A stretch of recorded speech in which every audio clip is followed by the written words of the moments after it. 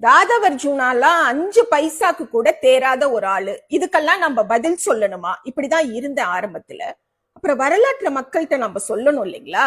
அதாவதுங்க, ஒரு அப்பாட்ட போலீஸ் டிபார்ட்மெண்ட்ல இருக்கக்கூடிய ஆட்கள் வந்து உங்க பையனை அரெஸ்ட் பண்ண வந்திருக்கோம்னு சொல்றாங்க. உடனே அந்த அப்பா என்ன பண்ணணும்? பயப்படணும், பதட்டப்படணும், பையனை பதுக்கி வைக்கிறதுக்கு ட்ரை பண்ணணும். இந்த அப்பா என்ன சொல்றாரு? என் பையன் வெளியூர் போயிருக்காருங்க, அவர் நாளைக்கு வந்துருவாரு, வந்த உடனே நானே போன் பண்றேன், நீங்க வந்து கூட்டிட்டு போயிருங்கன்னு சொல்லி அதே மாதிரி பையன் வந்த உடனே போன் பண்றாரு, போலீஸ் வந்து கூட்டிட்டு போயிடுச்சுங்க.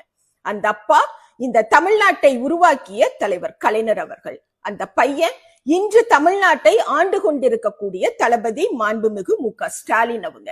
கல்யாணம் ஆகி 1 வருஷம் கூட ஆகல, மிஸ்ஸா அப்படிங்கிற அந்த கடுமையான சட்டத்தின் கீழ் கைது செய்யப்பட்டு சிறையில ஓராண்டு காலத்திற்கு மேலாக இருந்தவர் தளபதி ஸ்டாலின் அப்படிங்கிற வரலாறு இங்க இருக்கக்கூடிய தமிழ் மக்கள் அனைவருக்கும் தெரியும். ஆனா கரூர்ல ஒரு 41 பேரை கொன்னு போட்டுட்டு ஒரு நிமிஷம் கூட அங்க நிக்காம உடனடியா சென்னைக்கு ஓடி போன தற்குறி தலைவனுக்கோ, இல்ல அந்த தற்குறி தலைவன் இருக்கிற மாவட்ட செயலாளரை எல்லாம் காவு கொடுத்துக்கிட்டு இருக்கான், தன்னை காப்பாத்த மாட்டானோன்னு 2 நாளா அங்க இங்க அலைஞ்சு பார்த்துட்டு விளையாட போறேங்கிற ஒரு பொய்யை இங்க பரப்பிட்டு டெல்லிக்கு ஓடன ஆதவர்ஜுனோக்கோ புரியாது, தெரியாது.